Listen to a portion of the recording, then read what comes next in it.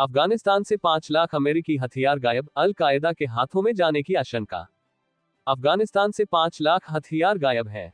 सूत्रों ने बीबीसी को बताया है कि इन्हें या तो बेच दिया गया है या इनकी तस्करी कर दी गई है। संयुक्त राष्ट्र का मानना है कि इनमें से कुछ हथियार अल कायदा से जुड़े चरमपंथी संगठनों के हाथ में भी चले गए हैं।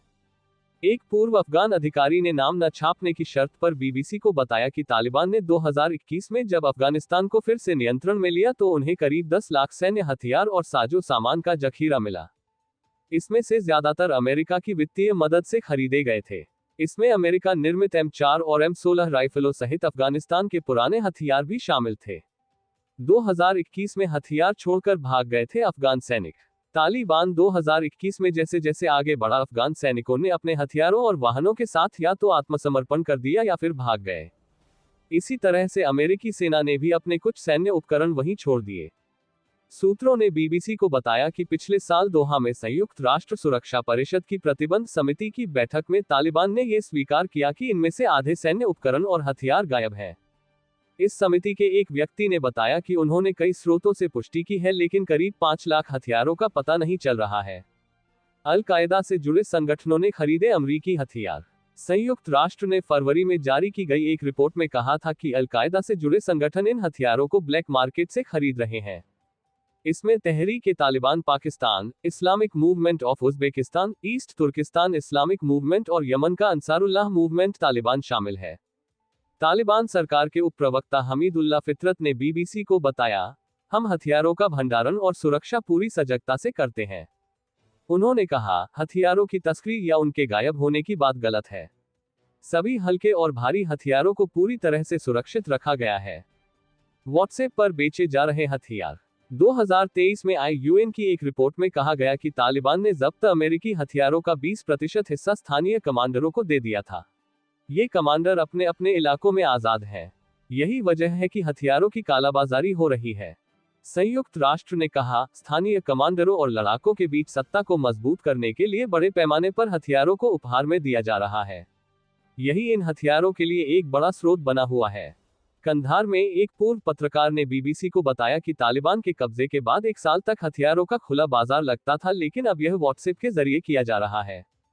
स्थानीय कमांडर और अमीर मिलकर नए और पुराने अमेरिकी हथियारों और सैन्य सामानों का व्यापार कर रहे हैं। इसमें से ज्यादातर हथियार अफगान सेना के छोड़े हुए हैं। यूएन भी नहीं जुटा पाया सही आंकड़ा। यूएन ने अपनी रिपोर्ट में बताया है कि US special inspector general of Afghanistan reconstruction (SIGR) के पास हथियारों की संख्या जितनी दर्ज है, वह सभी स्रोतों से मिली जानकारी से कम है। यूएन ने 2022 की रिपोर्ट में यह भी माना है कि वह इनका सही आंकड़ा एकत्रित करने में असमर्थ रहा। पिछले कई सालों से अमेरिका के विभिन्न विभाग और संगठन अफगानिस्तान को सैन्य साजो सामान की आपूर्ति कर रहे थे। SIGR ने अमेरिकी विदेश विभाग की आलोचना करते हुए कहा, विदेश विभाग ने हमें छोड़े गए हथियारों और फंड की सीमित और गलत जानकारी दी।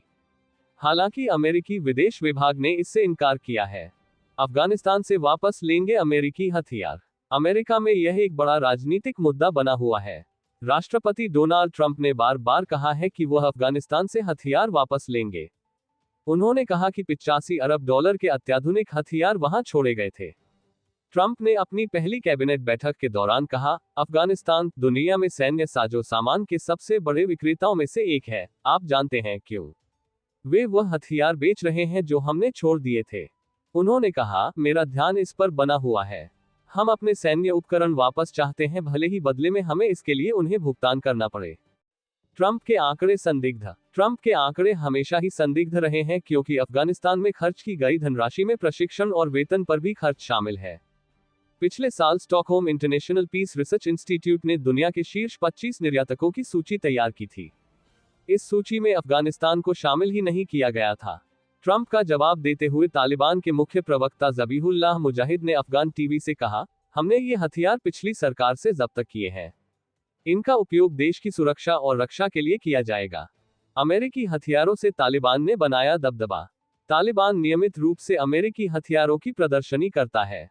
इसमें बगराम एयरफील्ड भी शामिल है, जो कि मुख्य अमेरिकी नेटो बेस था। इसे वह अपनी जीत के प्रतीक के रूप में पेश करता है। 2021 में अमेरिका के अफगानिस्तान से वापसी के बाद पेंटागन ने दावा किया था कि पीछे छोड़े गए सैन्य साजो सामान निष्क्रिय कर दिए गए थे। हालांकि छोड़े गए अमेरिकी हथियारों से ही तालिबान ने एक मजबूत सेना का निर्माण किया है। अमेरिकी हथियारों के बलबूते पर ही अपने दुश्मन गुटों जैसे कि नेशनल रेजिस्टेंस फ्रंट और इस्लामिक स्टेट समूह के क्षेत्रीय सहयोगी इस्लामिक स्टेट खुरासान प्रांत पर तालिबान ने वर्चस्व स्थापित कर लिया है। अफगानिस्तान के पास अभी भी ब्लैक हॉक हेलीकॉप्टर। पूर्व अफगान सरकार के एक सूत्र ने बीबीसी को बताया कि कंधार के गोदामों में सैकड़ों high mobility multipurpose wheeled vehicle HMMW बारूदी सुरंग रोधी संरक्षित वाहन MRAP और ब्लैक हॉक हेलीकॉप्टर अभी भी मौजूद हैं। तालिबान ने अपने कब्जे में लिए गए कुछ सैन्य उपकरणों को प्रचार वीडियो में दिखाया है, लेकिन ब्लैक हॉक हेलीकॉप्टर को प्रयोग करने के लिए उनके पास प्रशिक्षण और तकनीकी विशेषज्ञता की कमी है।